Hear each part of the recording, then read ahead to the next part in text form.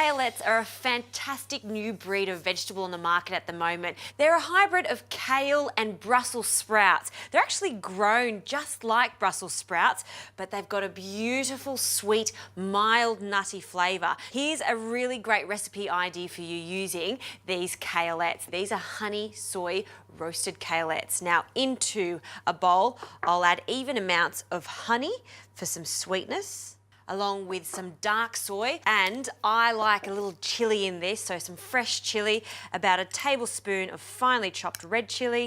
You can add a little more if you want it to be extra spicy. We'll give that a mix, and now we'll pop a generous handful of these Kalettes into a baking dish. You can cut them in half, but I really love when they come out of the oven whole and crispy on the outside. And now I'll pour over the honey and soy mixture. And then I'll add some sesame oil, about a teaspoon, and then with your hands give that a generous mix so each individual leaf on the button of Kalette gets coated.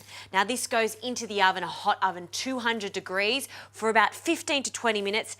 Keep an eye on them. There's honey in this recipe, which means it can burn, so constantly turning them until they're crisp and tender is the way to go.